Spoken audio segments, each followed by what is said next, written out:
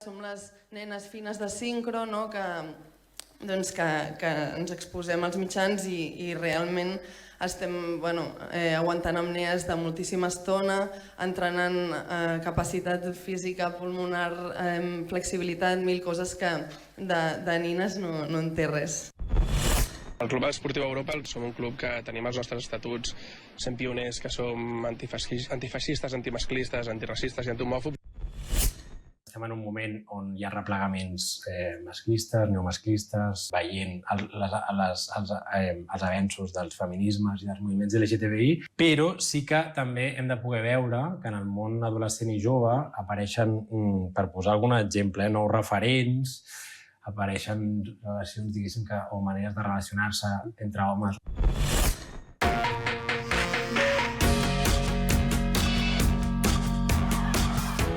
Vull ser referent també per als nois. Això ajudarà a trencar la idea que el futbol és sobretot un terreny masculí. Això és el que ens deia fa un temps la futbolista Aitana Bonmatí en una entrevista a Crític, i és que certament per moltes de nosaltres l'esport ha estat un àmbit del que sempre ens hem sentit molt excloses. Malgrat que hauria de ser sinònim de salut, joc, comunitat, també és un dels grans laboratoris on es fabriquen, reprodueixen rols, estereotips, jerarquies i desigualtats.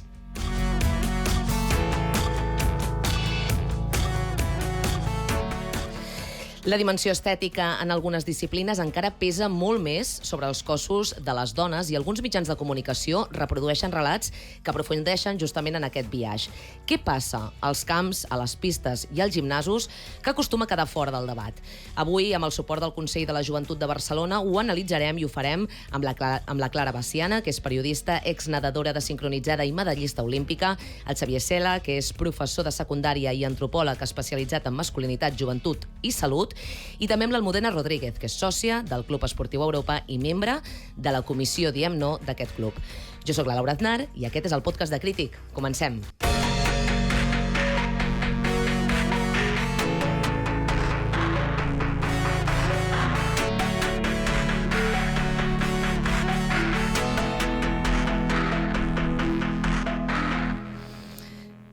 Clara, Xavier, Almudena, què tal, com esteu? Molt bé. Molt bé. Moltíssimes gràcies per acompanyar-nos. Ens fa molta il·lusió que sigueu aquí per parlar d'aquest tema, i arrenco amb això, perquè no sé si vosaltres hi esteu d'acord amb el que plantejava jo al principi, i si hi ha una cosa sociològica o també culturalment apresa en el fet o en la forma com moltes ens hem relacionat amb l'esport. A mi, particularment, parlo de mi, però crec que potser moltes dones de la meva generació comparteixen aquest mateix relat, em fa la sensació que l'esport, quan jo era petita, era una cosa que no era per mi, no? Que no sabria com participar-hi bé, com se suposa que ho hauria de fer. No sé si aquests apriorismes es mantenen en les noves generacions o si estan canviant. Començo amb tu, Clara. Sí, jo crec que partim d'aquest punt de partida, que l'esport ha estat creat i practicat històricament per homes, no? I al voltant d'aquests cànons del que vol dir la masculinitat. Llavors, totes les persones feminitzades, no? O socialitzades des de la feminitat, i també altres formes de corporalitat que no encaixen en aquests cànons, no? Hegemònics, diguem, doncs persones grasses, persones discapacitades, persones amb identitats dissidents, també, hem hagut de travessar moltes barreres per poder practicar esport. Jo crec que això ha passat sobretot en els esports que més eminentment han estat masculins. Després podríem veure en els esports que històricament han sigut més mixtes, doncs la gimnàstica artística, vòlei, natació, no hi ha hagut potser tant aquestes barreres, o no tan evidents, i després hi ha l'altra cara de la moneda, els esports que històricament han sigut feminitzats, no? I practicats per dones, com per exemple la natació artística, que ha sigut el meu esport, o gimnàstica rítmica, que allà sí que potser és on se'ns ha encasellat com a dones, no? És l'esport que havíem de practicar, i on és al revés, potser els homes, no? Dins d'aquesta cànon de la masculinitat, han tingut més dificultats per accedir. No sé si ho veus igual, Xavier. Totalment. Vull dir que hi ha una socialització diferenciada, i que quan parlem de socialització de gènere és evident que l'esport és un dels nuclis durs, diguéssim, de l'aprenentatge de què vol dir ser home, què vol dir ser dona, no? I com deia la Clara, hi ha esports més masculinitzats, no? Esports que no ho són tant. Jo aquests dies, no, pensant una mica en aquest programa, analitzava, o sigui, mirava el pati de l'institut on treballo, no, i pensava, això està canviant o segueix igual? No? Com estem en el tema? Evidentment no ho puc extrapolar el que està passant en general, però sí que jo crec que hi ha hagut canvis per ser, diguéssim, per no portar un relat pessimista, i jo crec que en aquests últims anys, especialment en el món del futbol, no, amb tot el fenomen Aitana, Alexia, Barça, tal, jo crec que ara als patis de l'institut doncs veus com les noies practiquen molt més esport. Crec que hi ha hagut una millora clara en quant a, diguéssim, que les noies, les dones, diguéssim, s'han eliminat algunes barreres, no? Però, evidentment, especialment en esports més masculinitzats com el futbol, encara segueixen havent-hi una bretxa, unes desigualtats molt marcades, no? I jo recordo, per exemple, quan feia tallers amb nens i nenes, no? Que parlàvem de coeducació i tal, fa pocs anys, i els hi preguntaves, no?, sobre el tema del futbol i tal, i et deien aquesta frase de hi havia els nens deien, no t'has deixem jugar a les nenes, quan parlàvem de futbol, que era molt representativa, i les nenes deien, no, ens deixen jugar. I era com aquesta idea de que jo crec que, per donar un missatge positiu, que ja estan ben canvis i transformacions que s'han de celebrar, però segueix havent-hi aquesta idea, pel que fa sobretot a nivell simbòlic, no, que l'esport, i que especialment el futbol, no, que és el que ocupa també molts patis d'escola, encara segueix sent un espai masculí, que per tant, d'alguna manera, us hem de donar permís, no, perquè entreu a jugar, i aquí es dona permís, no? Perquè no hi ha... Vull dir que normalment és aquelles noies que juguen molt bé, no? Vull dir que amb els nois, diguéssim, que pots passar, sí, més o menys, però si ets una noia has de jugar molt bé per entrar, no? Després hi ha altres discriminacions que reben els nois que no juguen a futbol, que no els interessa el futbol o que estan en masculinitats, diguéssim, més dissidents, no? Però en el que, em semblava com aquest exemple molt paradigmàtic de com s'incorpora aquesta dimensió en lo simbòlic, no? De fet, ara que ho deies, en aquest esfondrament d'alguns dels límits, jo recordo en aquesta entrevista que parlàvem amb l'Aitana Bonmatí, que ella deia la construcció de referents és la base de tot, no? Perquè ella explicava la seva pròpia experiència i deia jo no havia tingut referents femenins jugant a futbol i, per tant, una de les responsabilitats que segurament li hem atorgat socialment a ella i altres dones futbolistes és justament construir aquests referents perquè d'altres noies, no?, més joves també puguin emmirallar-se amb elles. No sé com tu veus, Almudena, això. Clar, jo veig, comparteixo molt la mirada dels meus companys, no, de la Clara i del Xavi, que hi ha hagut canvis i vull tenir aquesta mirada positiva, que han hagut molts canvis en el tema del futbol.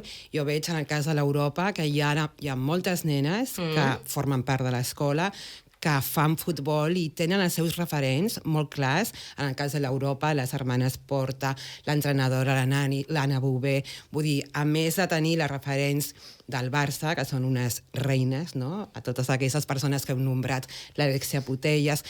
Clar, tot això fa que elles tinguin aquests referents i després que s'animin a jugar i a formar part d'un club. És clar que queden moltíssimes barreres encara per canviar i moltíssimes coses per transformar, però si jo veig la meva època i veig ara l'actualitat, vull dir, l'escenari és completament diferent, no? Espero que això se mantingui i tots els passos que hem fet al davant es puguin continuar, perquè també vivim un moment, no?, de retrocessos, però en el cas de l'Europa crec que és molt clar i molt visible el poder veure aquestes transformacions. No? I és molt important per les nenes i pels nois, no?, també, que tenen aquests referents també, perquè els nois de l'Europa també, els seus referents també són les germanes Porta o la Nani o la Bové o totes les jugadores al primer equip femení. Sí.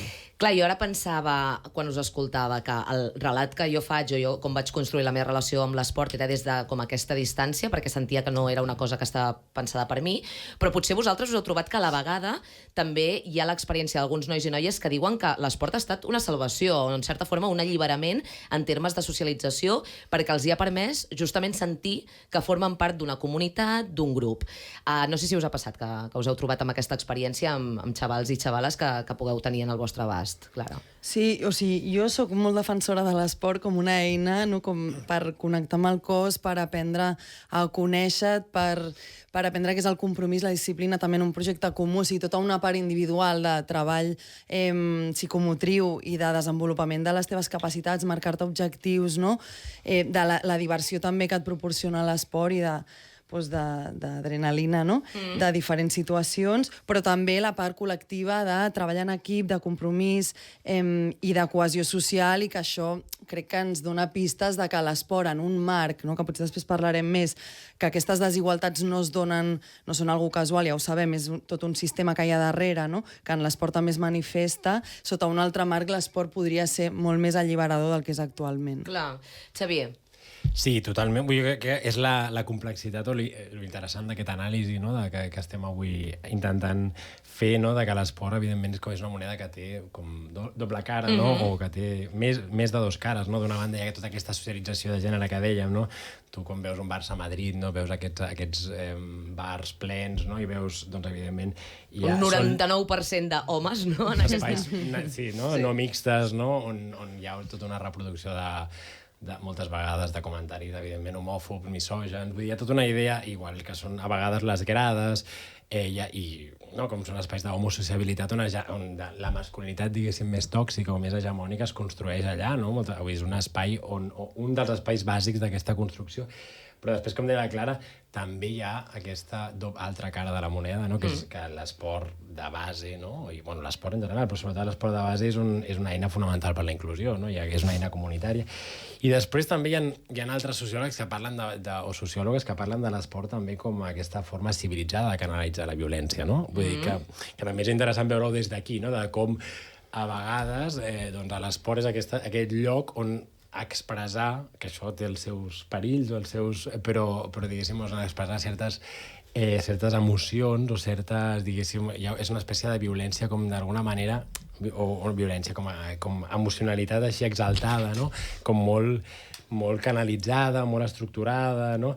I finalment hi ha una última, si haguéssim de dir com 4, no? Hi ha una última idea que és aquesta de la cohesió social, no? Clar, si veus aquest Barça-Madrid pots mirar aquests bars o pots mirar aquestes grades i dir com reprodueixen, no? Aquests estereotips masculins, però també pots mirar, no? La capacitat que té a l'esport d'unió, no? D'interclasse, vull dir que hi ha com una...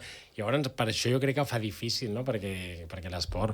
I crec que aquí estan una mica com amb clubs esportius o gent que està en el món de l'esport, no hi ha aquesta oportunitat de transformació que no tenen altres àmbits, no? Que no tenen els tallers que tu pots fer per intentar desmuntar els estereotips, sinó que tu vas al món de l'esport i allà estan realment tots els homes i llavors és un lloc on és molt... El potencial transformador és brutal, no?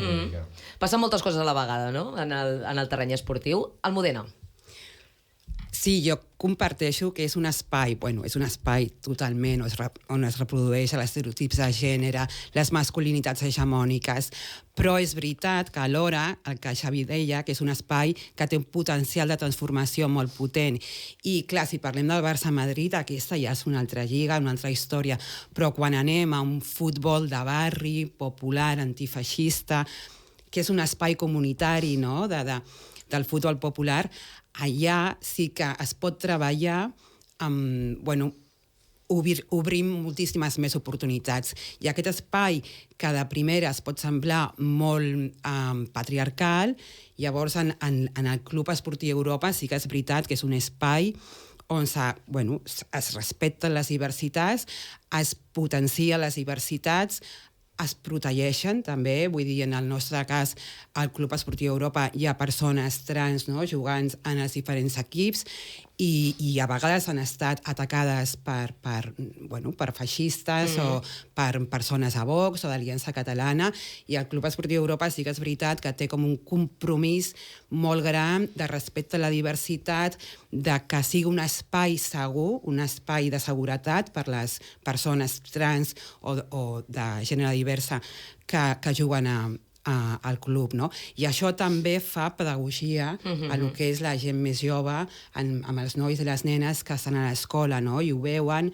i canvia, no?, el paradigma, i canvia la mirada, i canvia la forma de pensar, i per això crec que el futbol popular sí que et dona moltíssimes oportunitats per transformar, per canviar les coses i també, per què no, per contribuir a acabar amb l'heteropatriarcat, no?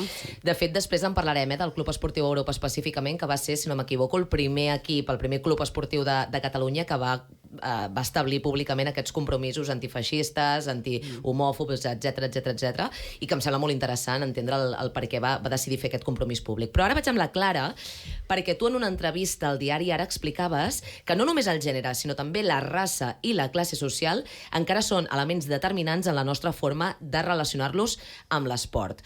De quina forma aquestes característiques, aquestes condicions encara determinen la nostra forma de relació amb l'esport? Clar, nosaltres vivim en un sistema basat en desigualtats, no? Un sistema capitalista que organitza la forma de relacionar-nos entre les persones, les relacions socials, a través del mercat, i que també agafa formes prèvies de dominació, no, formes precapitalistes, doncs el patriarcat, el colonialisme, i és amb el que dona forma a aquesta manera de relacionar-nos. Llavors això és, diguem, el taulell de joc amb el que partim, no? I això, aquestes desigualtats, aquest substrat, defineix quines expectatives construïm davant de practicar esport, no? Doncs quin imaginari, què creiem que podem fer i què no, segons la nostra posició social, segons el nostre gènere, segons si hem migrat o no, com ara posaré alguns exemples per il·lustrar-ho. També defineix qui pot practicar esport, o sigui, una part primer de creences, però després una part molt material de qui pot practicar esport, quin tipus i de quina manera, no? Doncs segons el preu, no? Veiem que l'esport també està molt privatitzat, cada vegada més qui pot accedir-hi o no. Quines condicions requereix certs entrenaments, no? Doncs de descans, d'hores per dedicar-hi, no? De suplementació, de nutrició, tota una sèrie d'elements que potser tu no pots accedir-hi, no? Per la teva posició també social. I després l'experiència de l'esport, no? Segons quines discriminacions vius per la teva condició de gènere, raça o classe, també seran molt determinants. Llavors, algunes dades que havia agafat, no? A Catalunya, de l'Institut Català de les Dones de 2023, els motius de la pràctica esportiva segregades per gènere, els homes diuen que practiquen esport per diversió, entreteniment, superació personal, tenir reptes, competir, estar en forma, no? Per la professió que tenen, com aquesta part molt mediada per la socialització de gènere, per la divisió sexual del treball també, i en canvi les dones més els motius de la pràctica esportiva són recomanació mèdica, millorar la línia, l'estètica, no? Sobretot hi ha com aquests biaixos. Després també, això ho he tret d'Anglaterra, un estudi a universitats de diferents llocs. A Catalunya no he sabut trobar aquest estudi sobre la pràctica esportiva de 2021, que joves de barris acomodats, el 63% poden practicar esport, mentre que en barris obrers és el 34%, no? Uau. És moltíssima diferència, i això és evident que és doncs, pel tipus de jornades laborals, no? La classe treballadora sempre jornades més llargues, viure en barris perifèrics et costa molt més apropar-te al lloc on és l'entreno, no poder pagar això, no? Quotes de clubs o gimnasos, vull dir, hi ha moltes barreres que és ja abans de poder practicar esport, no? I després també, doncs, en relació a les experiències de violència, no? Racistes, doncs havia trobat aquesta enquesta de la Federació Sos Racisme 2024 que gairebé el 50% de les persones hem presenciat en àmbit esportiu, no? Mentre practiquem esport, discriminacions per motiu de raça, i també de la Comissió Europea 2016, no? En àmbit de violències sexuals, que un 64% de les esportistes les hem viscut en la pròpia pell, no? I tant doncs, nenes, noies, dones, com també identitats dissidents, persones LGTB. Llavors, com que hi ha encara molts elements que s'expressen segons el que diu Terry Galton, que és un teòric marxista, que diu que és la santíssima trinitat de la nostra època, raça, classe, gènere. Totalment. De fet, en un article de la Directa que vas publicar fa un temps, tu deies que fins i tot la cosa estètica es manté de forma diferencial en funció del gènere, no? En aquest article deies alguna cosa tipus: encara que en alguns esports sigui més evident que en d'altres, és un fet que la dimensió artística no es concep ni s'exigeix de la mateixa manera en categories masculines i en les femenines. Com ho has notat, això, tu? Clar, això ve d'aquesta socialització de gènere, que les dones aprenem que el nostre valor és en la imatge, en l'estètica, com tota aquesta part de la presència i també de l'actitud, no? De complaure, d'agradar i complir els cànons de bellesa. Llavors això, clar, jo he entrenat molts anys, per exemple, al CAR de Sant Cugat, he compartit vivències amb moltes altres esportistes. En la natació artística, fins fa molt poquet, no han entrat homes, per tant ha sigut sempre un esport molt femení, molt feminitzat, però, per exemple, amb les companyes de gimnàstica artística, que és aquest esport que fan servir aparells, fan moltes acrobàcies, hi ha la modalitat masculina i femenina, històricament ha sigut un esport mixta. Cada disciplina té els seus propis aparells, o sigui, cada categoria, uns tipus d'aparells per ressaltar elements que es consideren doncs, més propis de la masculinitat o de la feminitat. En general, la gimnàstica es valora força, explosivitat, agilitat i elasticitat, però veiem que en el cas de la categoria femenina, per exemple, no, amb això de per què s'exigeix més a les dones, doncs es demana executar els moviments al ritme de la música, per exemple. Cosa que no es demana als homes. Als homes no se'ls demana, no? Llavors és un element més d'atenció que tu has de fer tota una execució de moviments amb un nivell d'exigència altíssim, però a més coordinats amb una música i a través del ball, no?, corporal. I després també el tipus de mallot, si us hi fixeu veient, tothom mira els Jocs Olímpics aquestes proves, després desapareixen durant 4 anys, no? Però com el tipus de mallots amb més lluentons, amb més il·lustracions, dibuixos, com per posar en valor també la bellesa corporal, la depilació, el maquillatge, són elements que també distingeixen una pràctica de l'altra en un mateix esport, no? I que també és molt més temps que les esportistes hauran d'estar preparant-se físicament. O sigui, abans d'una competició has de fer exercicis de visualització, has de descansar, t'has de mentalitzar, no? Has de fer els exercicis que toqui amb les teves companyes per connectar amb l'equip. I a més has d'estar pendent, això també ho té la natació artística, d'un munt d'elements estètics que podríem potser suavitzar, no?, d'alguna manera, o eliminar. Tu, Clara, en diverses ocasions has fet servir l'altaveu que tens per denunciar justament això que ara comentàvem, la cosificació que patiu les esportistes i particularment les que ho sou en algunes disciplines com la teva. Deixa'm preguntar-te si et ve de gust contestar-ho, Tu l'has viscut, aquesta cosificació en carn pròpia, i com l'has viscut? Clar, el nostre esport, la natació antigament sincronitzada, ara es diu artística, és un esport que històricament, ara ho estava explicant, no?, ha sigut molt feminitzat i artístic. Llavors és un esport molt exigent que requereix unes condicions físiques i corporals que estan molt alineades amb els cànons estètics, no? Hem d'estar molt primes, molt fortes i ser molt flexibles, vull dir, una combinació que realment és difícil, també aquesta exigència, no?, entrenant 10 hores al dia, 6 dies a la setmana, però aquesta exaltació dels cànons de bellesa no ho demana el reglament. El reglament no posa ni quin pes has de tenir ni quina forma de tenir el teu cos, sinó que es dona per fet, es naturalitza, no?, tota aquesta estructura, no?, patriarcal que deia al principi, on els cànons de bellesa condicionen també la pròpia pràctica esportiva. Llavors, això, com que està primes, no està tan regida pel rendiment, sinó per quina imatge estem donant a l'aigua, que sigui bonic, no? Llavors, per assolir aquests cànons de bellesa, clar, jo he tingut la sort de poder estar entrenant al CAR de Sant Cugat, que hem tingut sempre un acompanyament d'especialistes i professionals de moltíssims àmbits, des de la medicina, la ciència, no?, biomecànica, psicologia i també el nutrició, no? I et fan moltes proves físiques de rendiment, que és capaç d'aguantar el teu cos, no?, de cor, d'òrgans diferents, però també de la composició corporal, no?, les antropometries, per exemple, per veure quina part de múscul, quina part de cos, d'os, de greix. I amb això, diguem que sí que et fan un pla més o menys personalitzat, doncs una dieta que has de seguir, no?, perquè gastem moltíssim a dins de l'aigua i perquè tu puguis tenir el cos una mica que requereix la teva disciplina. En cada disciplina serà una corporalitat diferent. I hi ha un seguiment d'això. Però què passa? Que quan arriben les competicions, arriben també les presses, les entrenadores volen resultats més immediats i moltes vegades es salten aquests processos que han marcat professionals. I com s'ho salten? Doncs permanentment tenim una bàscula que ens pesem cada dia, les entrenadores prenen nota i hi ha comentaris sobre el pes, no?, quan a vegades pot haver-hi retencions de líquids, pot haver-hi elements que se'ns escapen i que no va tot, no?, en relació amb el pes. Després també proposar canvis en la dieta, demanar que no mengis tant, no?, com que això sí que és una cosa que he viscut en pròpia pell i amb moltes companyes. Doncs gràcies per compartir l'experiència i per les teves reflexions, Clara. Ara vaig amb el Xavier.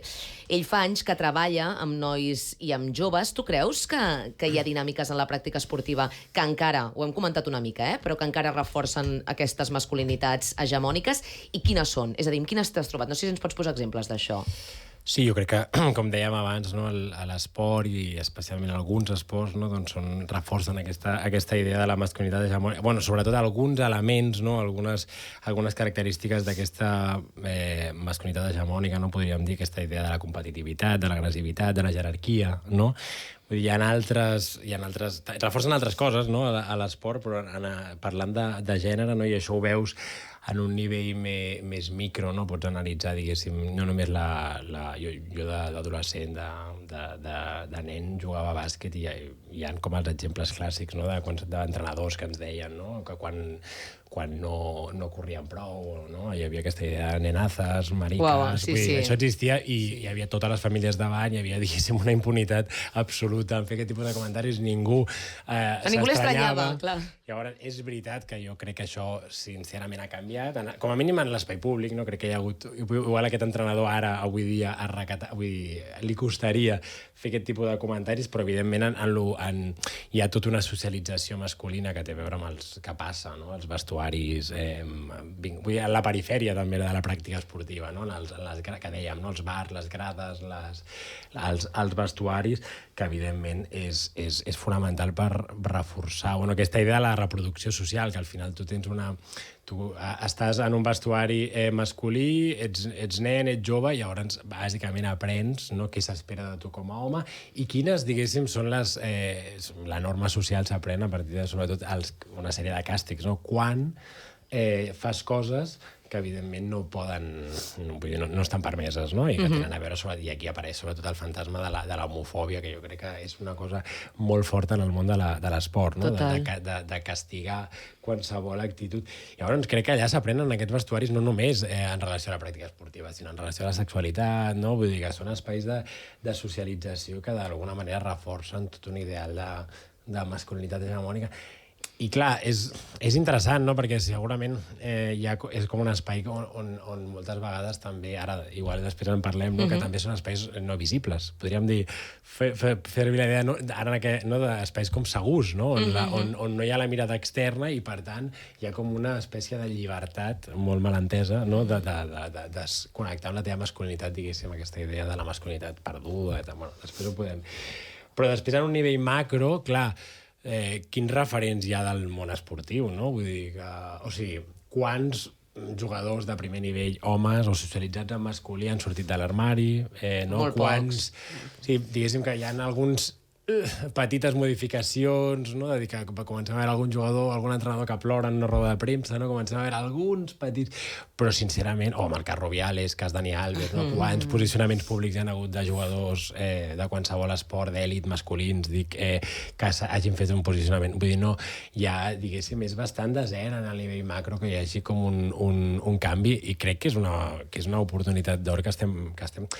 Sí que comencen a haver-hi, no? Però doncs s'esquerda una mica la masculinitat amb tot el tema que té a veure amb el reconeixement de la vulnerabilitat, no? Tenim casos Iniesta, tenim casos Ricky Rubio, no? Que comencen a parlar de com es viu el trencament emocional o el patiment mental o en un àmbit com l'esport d'èlit. I crec que sí que en aquest sentit sí que s'obre una mica la porta a que, diguéssim, a esquerdar, no?, aquesta masculinitat hegemònica i a poder-la subvertir, que els nois i noies joves comencen a veure que es pot expressar la vulnerabilitat, diguéssim, a l'espai públic. Abans deies, m'he quedat molt amb aquest exemple, deies, encara a dia d'avui, quan preguntem a les noies i els nois, quan elles també participen de la pràctica esportiva, jugant a futbol i de més, no? Encara hi ha aquesta cosa de estem deixant que elles participin, i elles diuen, no, encara a dia d'avui diuen, no, és que m'han deixat jugar, em deixen jugar els meus companys, no? A mi em porta això a pensar que, malgrat que dieu que algunes coses estan esquerdant, tot aquest mite de la fragilitat física femenina, la infantilització constant de nosaltres en la pràctica esportiva, són relats que encara a dia d'avui estan molt presents?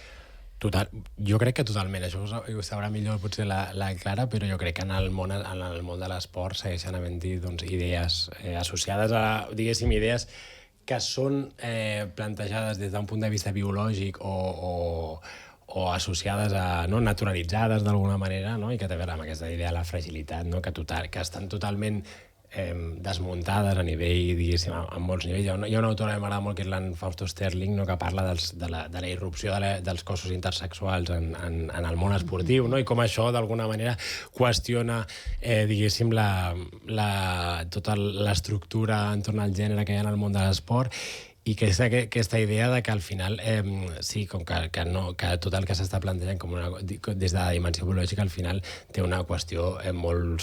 No t'ho explica, posaves exemples, no, Clara, d'idees que utilitzen lo biològic per reforçar al final una desigualtat, no?, i per reforçar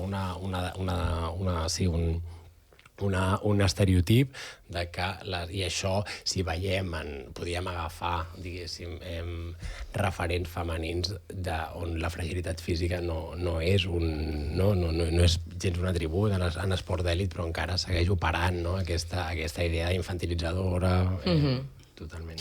Hi ha un fenomen que a mi m'interessa particularment i que l'hem vist en els últims anys, sobretot aquesta explosió, que és la cosa aquesta dels gimbros, no?, que no sé si han sortit com a part d'aquesta masculinitat esportiva tradicional. No sé com definiries, i després us preguntaré a tots quina connexió té això amb el neofeixisme que estem veient a xarxes socials, però perquè tothom ho entengui, com definiries aquest fenomen recent dels gimbros? Doncs mira, com em va enviar la pregunta, li vaig preguntar a un alumne que tinc, que va molt al gimnàs, i li vaig preguntar, com definiries gimbro? I em va dir que era un noi que anava més de 5 vegades a la setmana al gimnàs. Ell va posar com aquesta... O sigui, ho va posar en termes de regularitat. Això no ho feia ni jo. Que em va semblar fort. Bueno, jo no ho he fet en la vida, amiga. Ell em va dir que ho havia sigut i ho havia deixat, que ara ja no anava a 5, anava a 2. No? I llavors em va... O sigui, al final... que la idea del gimbro jo crec que és aquesta idea del capital que parla el Bacan, no? D'aquesta idea de capital corporal. No? El Bacan és un sociòleg que va estar molt de temps observant els boxejadors a Chicago, no? En los bajos fondos, i veia, no?, com al final el cos doncs transmet una idea, és, diguéssim, el mitjà a partir del qual tu pots accedir a un estatus social, no? Llavors, el fet de posar-te catxes o de posar-te fort, d'anar al gimnàs, tal, hi ha tota una idea, evidentment, ja ho hem parlat, de socialització masculina, d'homosexualitat, no?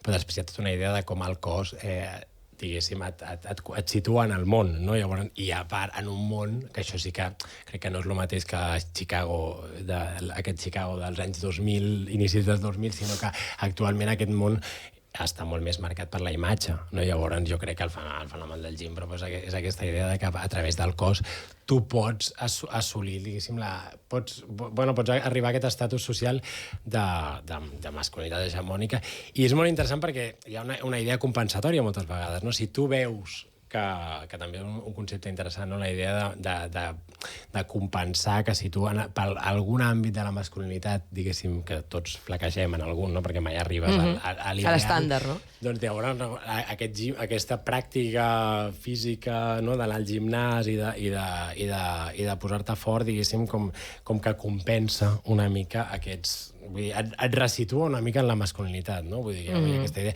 Per això passa, que després ho podem parlar en termes més polítics, de persones que igual per classe social o perquè no poden tenir un rol de breadwinner o no poden accedir, diguéssim, a la masculinitat perquè no hi caben, no? Perquè són expulsats des d'una lògica més capitalista, doncs clar, tot el poder recuperar aquest estatus social a través d'anar al gimnàs i a través de posar-se, no, de mostrar el seu cos, un cos, diguéssim, dintre dels cànons, tal, jo crec que és una oportunitat que enganxa a molta gent, ens enganxa a molta gent, això, no?, el gimnàs.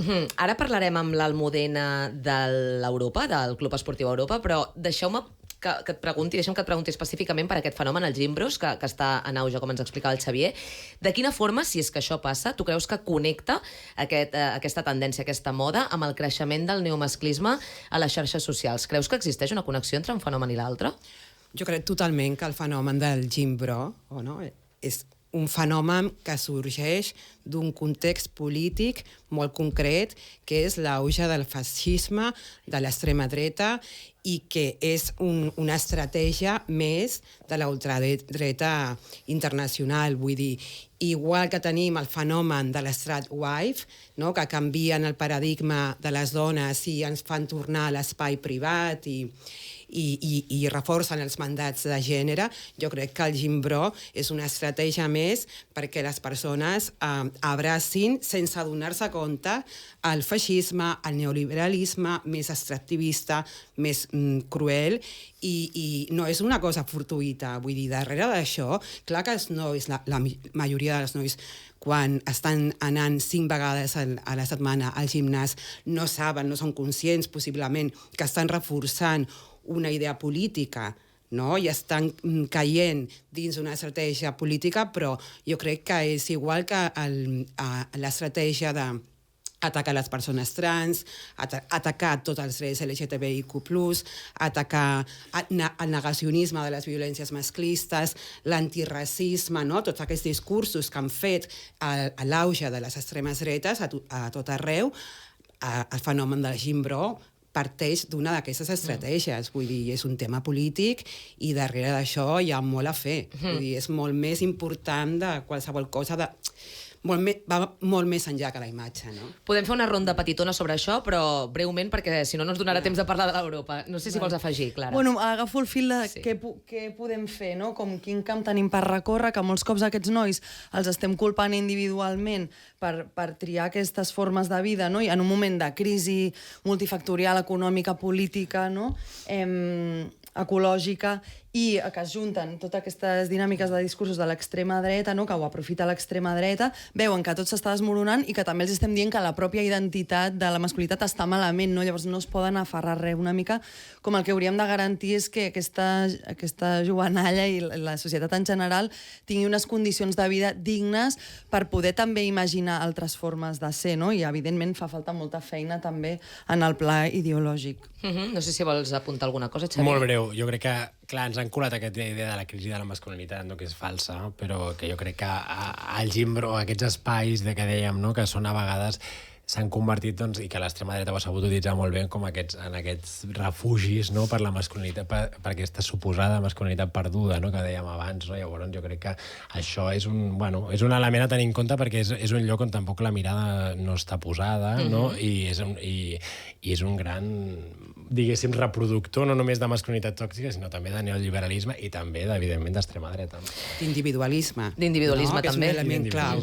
Sí. Ara anem al Club Esportiu Europa. Tu, Almudena, ets sòcia d'aquest club esportiu, però també ets membre de la comissió Diem No. Breument, em pots explicar què treballeu en aquesta comissió? Què és aquesta comissió exactament? Bueno, aquesta és una comissió feminista que va sorgir primer com una campanya, només com una campanya de sensibilització, però que un grup de socis i sòcies van veure que això tenia molt potencial transformador i van decidir, van portar a l'assemblea de dir, bueno, tot el que és la comissió Diem No, que és antimasclista, que lluita contra l'homofòbia, contra la transfòbia, contra el racisme, ho portem dins dels estatuts de l'Europa, del club de futbol, perquè sigui d'una manera, donar-li un caràcter permanent, és a dir, no només que sigui una campanya de sensibilització que sigui determinada per la voluntat de la junta directiva que hi hagi en aquells moments, no? I es va portar als estatuts, es va aprovar, llavors això ha passat a ser els principis del Club Esportiu Europa. Llavors, després, amb l'actual junta directiva, es va voler impulsar tot el que és la comissió Diem No, i llavors nosaltres som un grup de persones que són voluntàries, sòcies de l'Europa, que treballem als protocols anti-violències masclistes, anti-bullying, que vetllem perquè sigui un espai lliure de tot tipus de violències heteropatriarcals i racistes, que també treballem molt perquè les condicions materials dels equips femenins de dintre de l'Europa siguin les mateixes que dels equips masculins, que això no passava històricament, i aquí s'ha fet un esforç molt, molt gran, i treballem també, fem accions de sensibilització, el 25N, el 8M, xerrades, no?, per transformar, per canviar la mirada, però sí que és veritat que és un espai, una comissió que treballa des d'un feminista antifeixista, no? Com és el club, anticapitalista, que va molt a les estructures d'opressió i que no només treballa des d'una mirada de dona o des d'un feminisme dels privilegis, no? Blanc, tot el contrari. I això, bueno, vull dir, no és fàcil perquè parlàvem que és un espai on el patriarcat està molt present, però bueno, estem fent coses, queden moltes coses per fer, necessitaríem tenir molta més gent perquè al final som sòcies voluntàries i tenim moltes altres coses que fer, però bueno, veiem que donem passes endavant i això és molt engrescador i sí que pensem que en aquests moments polítics és veritat que l'Europa ha esdevingut un espai també de resistència i de lluita contra el feixisme. I això creiem que és molt important. Totalment, Almudena, i per això volia preguntar-te específicament per aquests compromisos públics que va adquirir l'Europa, perquè abans en parlàvem, abans ho apuntàvem i ara ho deies també, que ho treballeu en aquesta comissió, però recordar, va ser el primer club de futbol de Catalunya declarat oficialment antifeixista, antimasclista, antihomòfob, antiracista i antibullying. Per què creus que era tan important que un club de futbol assumís públicament tots aquests principis? Bueno, és el que deien abans la Clara i el Xavi, no? Que històricament i encara avui a dia el futbol i els equips de futbol són el lloc del patriarcat, de l'heteropatriarcat, no? És veritat que si anem al futbol més popular, més a barri, més comunitari, això canvia una mica, però encara també. Llavors era molt important que un espai tan masculinitzat, tan patriarcal, donés aquest pas endavant de dir, som tot això i això són els nostres principis, ho fiquem dintre dels estatuts i comencem a treballar des d'aquí. I d'una manera permanent, perquè això, com deia abans, això no depèn de la junta directiva que sigui ara, sinó que les que vindran en el futur estan obligades a complir aquests principis. I crec que un espai que sempre ha esdevingut, no? Com dèiem, tan patriarcal, donar-li la volta i transformar des d'ahir, potser té un potencial transformador molt més que altres llocs que imaginem que era més fàcil lluitar contra el patriarcat. No? I també ajuda aquest efecte bola de neu, no? Que altres clubs també s'assumin aquesta dinàmica. Tot i aquest compromís polític que vosaltres teniu des del club, no sé si també en algun moment heu detectat aquestes actituds que ara abordàvem amb el Xavier i la Clara dins del camp o dintre dels equips de joves que també formeu i com actueu en conseqüència.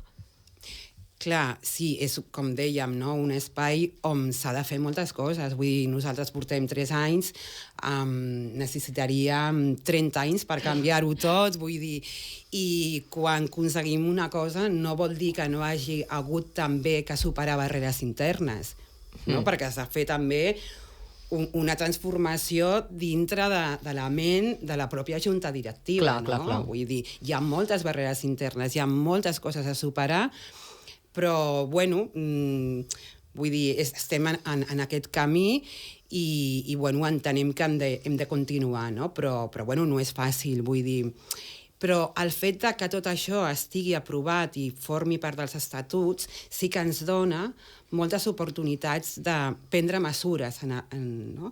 I no puc parlar perquè hi haurà coses que no són públiques, però el fet de dir que el club, als estatuts, és antifeixista, sí que ens ha permès prendre mesures per combatre directament el feixisme. Això és molt interessant. I això és molt fort. O sí que és veritat que el fet que el club s'anomeni antimasclista i que lluitarà contra les violències heteropatriarcals ens permet prendre moltes eines i prendre moltes mesures i poder transformar. I bueno, això és molt, molt, molt interessant. Doncs tant de bo tots els clubs esportius agafin com a referent en aquest sentit l'Europa. Escolta, Almudena, Clara, Xavi, estaria molta més estona parlant amb vosaltres, perquè jo, que sóc una persona absolutament lluny, no? Allunyada de la pràctica esportiva, com si diguéssim que no m'ha agradat mai, doncs mira, em ve de gust. Una miqueta com repensar-me a mi mateixa també en això. Moltíssimes gràcies per haver-nos acompanyat avui. Ha estat un plaer parlar amb vosaltres. A vosaltres. Gràcies. A vosaltres. I jo també m'acomiado per avui. Moltíssimes gràcies al Consell de la Joventut de Barcelona per ajudar-nos a parlar de tots aquests temes. També al David Penedès, que és el control de so, al Barcelona Media Hub del Poblenou, per acollir-nos un dia més. I moltíssimes gràcies a tots i a totes les que ens esteu escoltant. No marxeu gaire lluny, que ens retrobem ben aviat.